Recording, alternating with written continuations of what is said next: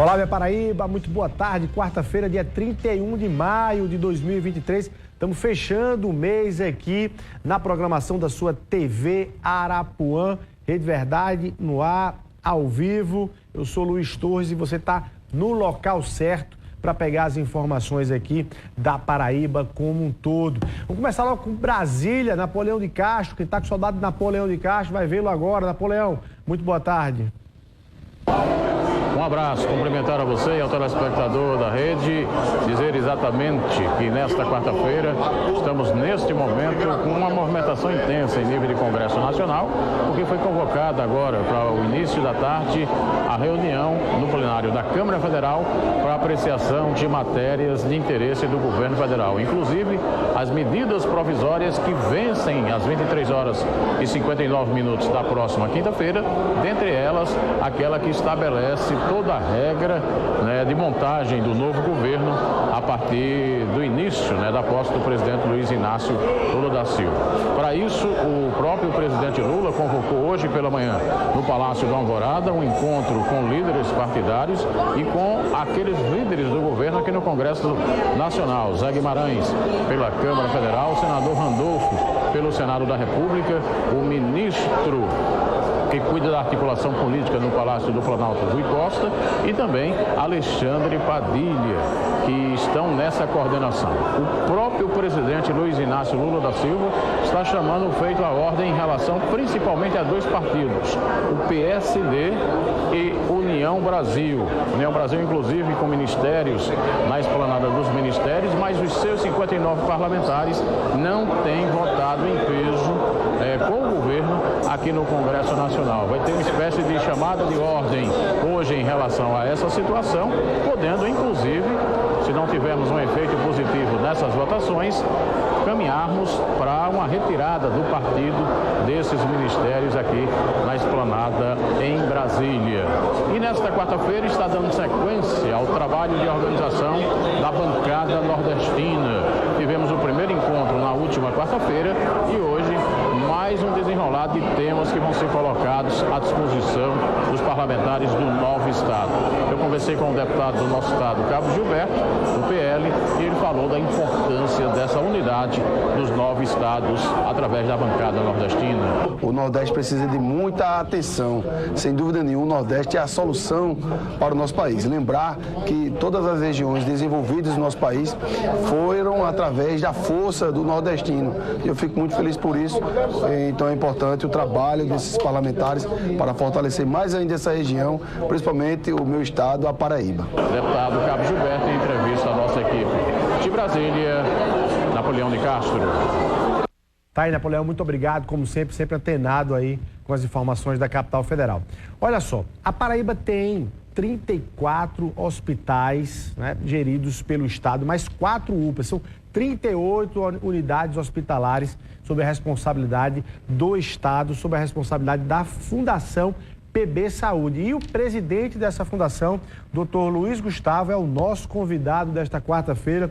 Dr. Luiz, muito boa tarde, obrigado pela sua presença aqui no Rede Verdade, para a gente começar o nosso telespectador compreender que modelo é esse da Fundação PB Saúde. Tem gente que mistura com ONG, enfim, com terceirização, com aquilo. Que modelo é esse que a Paraíba tem hoje gerindo os hospitais aqui na Paraíba? Muito boa tarde, obrigado pela presença. Boa tarde, Luiz Torres, boa tarde a todos que nos assistem. É uma gratificação estar aqui com vocês. Bom, a Fundação Paraibana de Gestão em Saúde, a gente chama PB Saúde, é uma fundação que ela pertence à população da Paraíba. Isso porque quando ela foi criada, por volta do ano 2020, o objetivo principal dessa fundação era oferecer uma celeridade maior ao processo de obtenção de materiais permanentes, equipamentos hospitalares. Inclusive, essa própria fundação ela tem, por direito, porque é uma entidade sem fins lucrativos, ela tem por direito a uma certificação, inclusive, chamada SEBAS, que nos dá uma redução, a subtração até de encargos patronais, no caso, impostos. Então, a fundação é um modelo... Diminui o custo, já diminui o custo. Então, para você ter ideia, a folha de pagamento com o SEBAS reduz em quase 30%. Como é que estamos em relação ao SEBAS? Bom, Estamos praticamente 70% já foi cumprido das necessidades documentais e a gente vai passar agora para a fase 2, que vai ser concluída por volta de 3 meses no máximo. E a partir daí vamos ter uma subtração de cargos patronais, enfim, que serão também uma importante atividade e ação para também economizar ao erário público. Então, mas a fundação não é uma OS, não é uma empresa, não. Ela... Perfeito. Não tem nenhuma relação com a OS. Não tem nenhum tipo de lucro, né? A fundação, ela, como eu falei anteriormente, ela pertence ao Estado da Paraíba e hoje temos grandes feitos nessa fundação. Enquanto que, por exemplo, um processo de pregão eletrônico, que a gente faz todas as atividades seguindo um regimento de compras interno. Então, um pregão que geralmente na gestão direta dura 6 meses, na fundação duraria 30, 40 dias. Para quem está nos acompanhando entender, na prática isso significa, quando o cidadão chega no hospital, que falta ali uma seringa, falta uma gase, falta... você está dizendo que reduz o tempo de compra, reduz a capacidade do hospital dizer, nós estamos sem isso porque não foi realizada ainda a licitação. Torna mais prático. Perfeito, prático, ágil, eficiente. E além disso, a fundação, de certa forma, quando a gente inicia uma atividade no hospital, a partir de uma convocação da Secretaria de Estado da Saúde, temos metas a serem cumpridas. Então, não é simplesmente entrar no hospital e gerenciar de qualquer forma. Eu preciso cumprir as metas contratuais, número de cirurgias mensais, número de atendimentos, por exemplo, de internação nessa unidade e também até índices financeiros, índice de liquidez corrente, índices relacionados à satisfação do usuário. Tudo isso gera o que a gente chama de metas e indicadores alvo. E o Estado acompanha isso e cobra isso. E se não acontecer, e se vocês não atingirem, acontece o quê? Bom, se não atingir, a gente pode ter glosa financeira relacionada ao repasse do valor do contrato. Então, se o valor do contrato de um hospital for 10 milhões de reais, pode acontecer uma glosa parcial ou total, a depender dessa falta de cumprimento. Anulação, para as pessoas, uma anulação desse... Anulação do valor que seria recebido. E aí com cobrança de mudança de direção. Com certeza. Inclusive, para você ter ideia, a importância e a robustez dessa fundação, o regimento interno é claro. A equipe da diretoria superior que não cumprir efetivamente as metas por 2 anos consecutivos tem que ser exonerada. Então, assim, é uma fundação que é robusta, ela tem capacidade técnica e, além disso, nosso Conselho de Administração é formado, por exemplo, pelo Procurador-Geral do Estado, temos, por exemplo, o secretário da CEPLAG. Então, são pessoas sérias, sim, que acompanham todo o processo. Agora, doutor Luiz, eu falei aqui, são 34 hospitais, mais 4 UPAs, daria aí 38 unidades sobre a supervisão, o acompanhamento e a gestão da fundação. Não deve ser, me parece que é um mundo extremamente complexo de acompanhar tudo isso, cada hospital com a sua dinâmica. E aí, quais foram os principais equívocos que vocês encontraram quando assumiram para ter um olhar diferenciado sobre os hospitais? Quais são os maiores desafios que tiveram que ser cortados? A gente percebe que tem muita história de dentro do hospital, é quase uma prefeitura, e se não tiver um olho ali, pode ser desviado material, equipamento, o cidadão chega, não tem para o cidadão, porque já foi levado por um, ou seja, é uma casa sem dono, com muita gente tem essa dificuldade. Então, nós temos 38 unidades de saúde, né, das quais 34 são hospitais. Nós, da PB Saúde, gerenciamos atualmente por contrato, né, o Hospital Metropolitano em Santa Rita, o setor de hemodinâmica de Patos, o setor de hemodinâmica de Campina Grande, no Trauma de Campina, e estamos agora no processo de ser assinado também o do Edson Ramalho. Então, o que acontece? Sobre a pergunta, desafios existem, certo? A gestão, ela é uma gestão muito prática. Eu digo que a gestão estadual de saúde hoje, mesmo a gestão direta, é muito eficiente, certo? Então, quais são os grandes desafios? Primeiramente, que nós precisamos ter uma supervisão muito, vamos dizer assim, interina dos processos internos da unidade. Então, vou dar um exemplo. A área de nutrição de um hospital é necessário uma fiscalização veemente, porque, infelizmente, tem pessoas que subtraem produtos de hospitais. E é muito fácil de fazer e muito difícil de identificar. Exato. Isso aí é um fato que acontece até na rede privada. Há uma redução no momento em que há de certa forma, contratação de uma empresa especializada, por exemplo, na parte de nutrição ou higienização, porque... Uma terceirizada. Isso, de certa forma, reduz. Para você ter ideia, Luiz, dessa importância, a gente compra os enxovais do hospital, que seriam aquelas roupas cirúrgicas, sendo que mensalmente acontece até extravio de até 30% daqueles materiais. Então, assim, é uma coisa, infelizmente, impactante, né, para a unidade, mas estamos criando estratégias para evitar esse tipo de situação. Ô doutor Luiz, só por curiosidade, câmeras de segurança, filmar, consegue diminuir isso? Só porque também tem alguns espaços que você não pode colocar a câmera no hospital, mas é muito difícil fazer essa fiscalização 100% daquilo que chega, do que vocês compram para o hospital, daquilo que é realmente usado, enfim, muita gente entra e sai de um hospital sem, né? Então, a gente tenta dirimir isso com câmeras de vigilância, de certa forma com supervisões até presenciais. Entretanto, a gente sabe que as pessoas que agem de má fé, né, arrumam sempre algum tipo de situação. Então, assim, Luiz, sendo bem sincero, a melhor forma para evitar isso é a gente contratar uma empresa, que eles nos deem um serviço e que, se porventura acontecer qualquer extravio, enfim, a responsável é dela.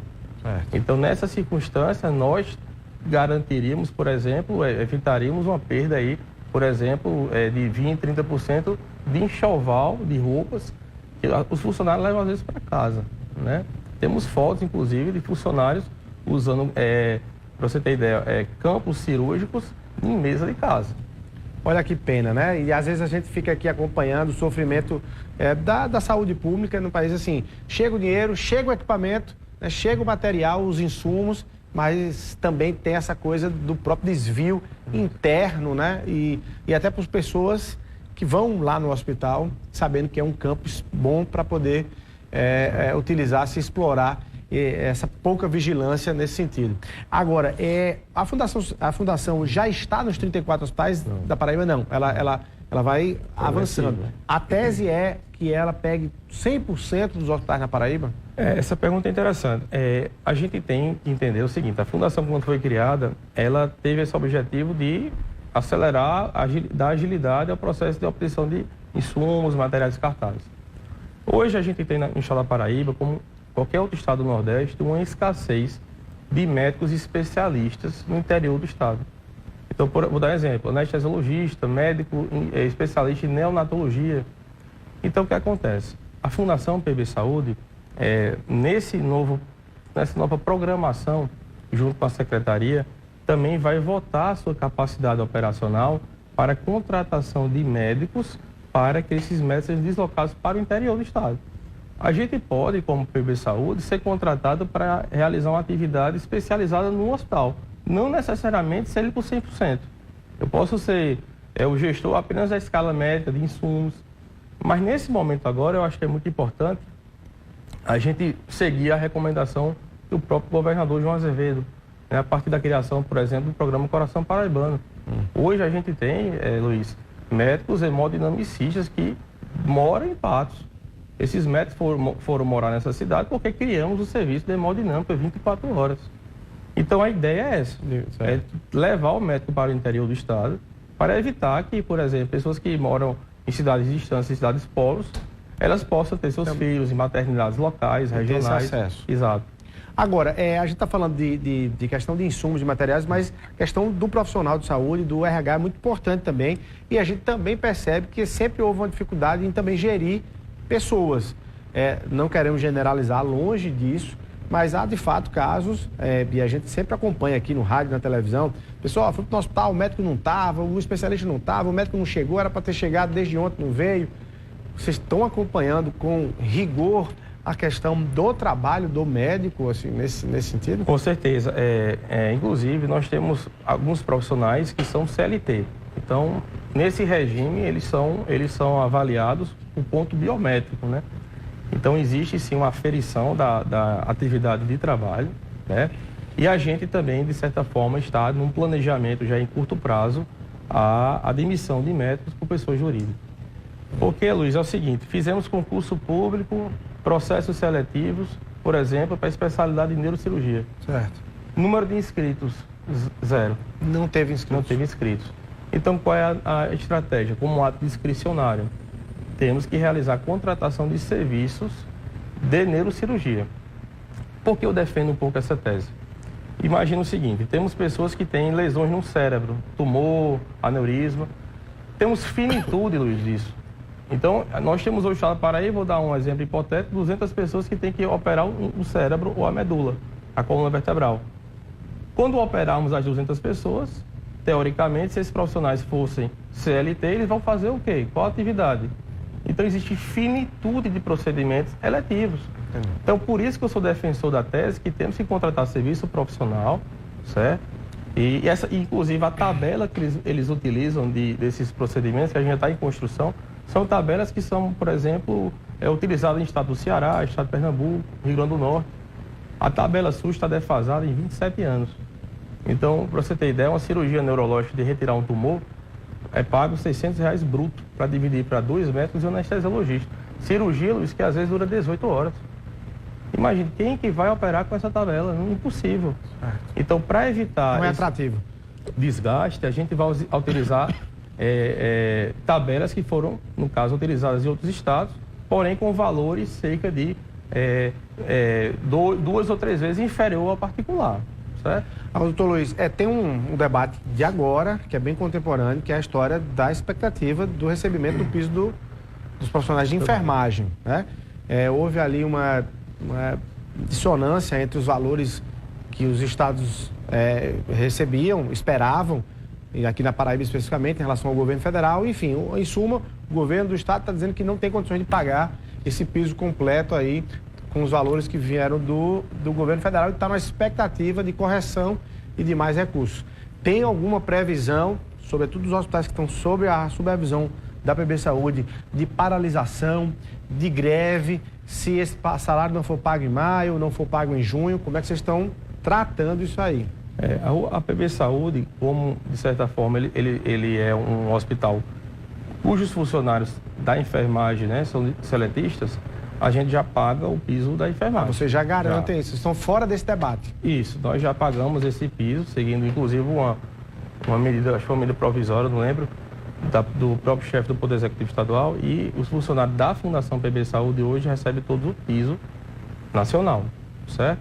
Sendo que a questão do piso, quando foi desenvolvido, ele utilizou o critério do RAIS, que é uma espécie de cadastramento social. Certo. E vou dar um exemplo, a Paraíba ficou para receber 4 milhões ano e 500 mil reais mês. Hoje o impacto são de 20 milhões de reais mês. Aí você pode perguntar onde foi o erro. O erro foi o seguinte, Luiz. No RAIS, vou dar um exemplo de Santa Rita. O município de Santa Rita vai receber 5 milhões e a Paraíba 4. O que explica isso? Os enfermeiros que estão lá no Hospital Metropolitano em Santa Rita foram cadastrados como município de Santa Rita. E não como estado. E não como estado. Então, esses erros promoveram essa situação. É uma espécie de censo do profissional de enfermagem. Exato. Então, o governador já foi em Brasília, o secretário de Estado de Saúde, o doutor Johnny, e Deus queira que seja resolvido, porque é uma classe importantíssima para o hospital. A enfermagem, sendo bem sincera, é o motor do hospital. E quem faz o hospital andar, o hospital, de fato, cumprir suas atividades. Digo isso porque a maior parte dos meus coordenadores, né, que trabalham com a nossa gestão, são enfermeiros. E nós temos excelentes experiências com esses profissionais. Bom, tem outro tema que está em transição, que é a histórica mudança, né, do Hospital Edson Ramalho aqui em João Pessoa, que saiu das mãos da responsabilidade da Secretaria de Segurança Pública, ou seja, da Polícia Militar, e caindo aí sob a supervisão da Fundação PB Saúde Edson Ramalho, já com mudança de diretores e tudo. Queria que você fizesse um diagnóstico desse cenário. Muita gente ainda se perguntando o que é que vai acontecer de mim, o que é que vai ser de mim, funcionário lá do Edson Ramalho. A gente vai rapidinho para o intervalo comercial. Na volta você trata desse tema aqui, 1 minutinho só, e a gente volta aqui com o Luiz Gustavo, presidente da Fundação PB Saúde.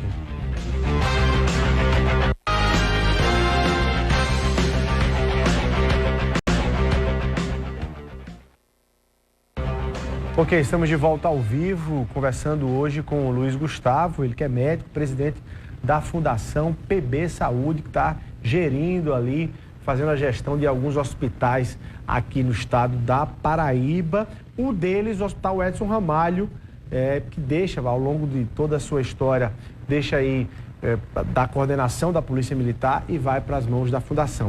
Essa mudança já foi feita, os diretores já foram nomeados. Quem ainda está trabalhando lá no Edson Ramalho, é da Polícia Militar, como é que vocês vão fazer? Qual é o prazo para vocês fazerem esses ajustes? Então, Luiz, o Edson Ramalho é um hospital que presta uma assistência excepcional, principalmente à região metropolitana de João Pessoa. Pra você ter ideia, Luiz, lá é o hospital onde são realizados os tratamentos de patologias inflamatórias do abdômen. Então, apendicite, verticulite, obstrução intestinal. O hospital, eu visitei lá recentemente, inclusive estava lá agora há pouco. Ele de certa forma, é um hospital organizado, certo? O Coronel Almeida, que foi o diretor-geral lá por 4 anos, acho 4 anos e alguns meses, ele realizou uma atividade muito efetiva na unidade, certo? Tá? Inclusive, parabéns por isso. Sendo que o governador João Azevedo, ele agiu de forma precoce.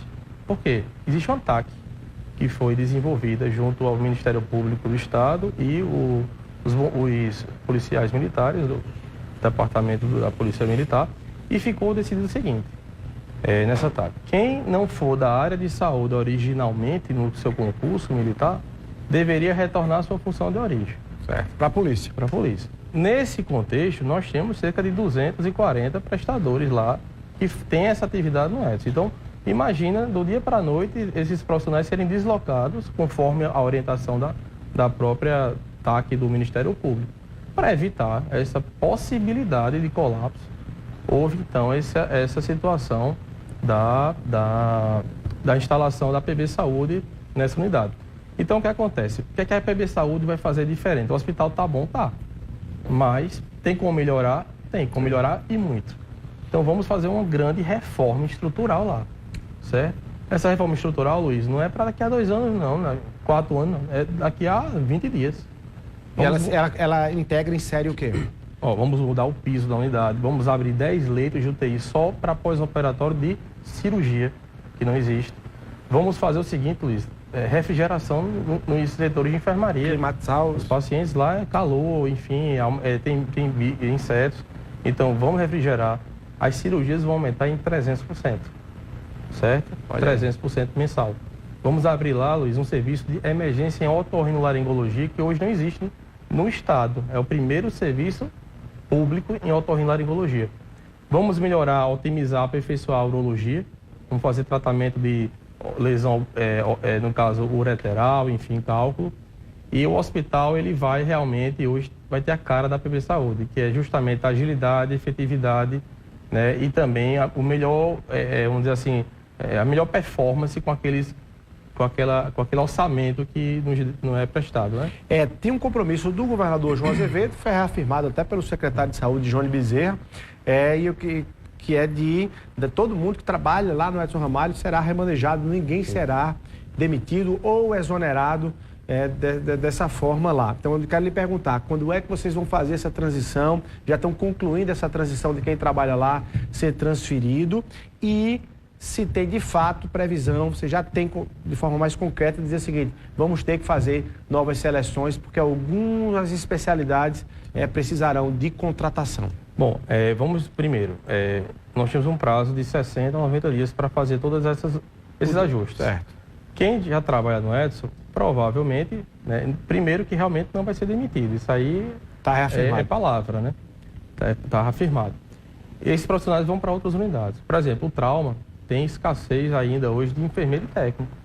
Então, para completar essas escalas, vamos já selecionar algumas pessoas que têm interesse, habilidade naquele perfil assistencial. Além disso, Luiz, fizemos o concurso e vamos convocar aí, no mínimo, 600 concursados. Entretanto, mesmo assim, vai-se existir ainda espaços onde não teremos concursados para preencher. Eu vou dar um exemplo. Técnico de enfermagem do bloco cirúrgico. Já chamamos, esgotou-se. Não tem mais quem chamar. Vai ter que fazer. Vamos fazer, nesse caso, um processo seletivo para que sejam alocados novos profissionais. Uma coisa eu garanto, não vai ter nenhum tipo de demissão.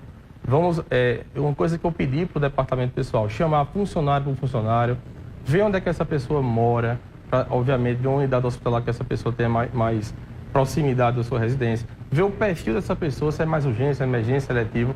Eu pedi uma coisa para o nosso grupo, é uma coisa personalizada, sabe? Aonde o ser humano vai ser centrado. Individualizado. Isso. Doutor Luiz Gustavo, muito obrigado pela sua presença aqui no Rede Verdade. A gente vai acompanhando aí a gestão. Boa sorte aí nessa caminhada. Muito obrigado. Muito obrigado. Deus abençoe a você e a todos. Bom demais.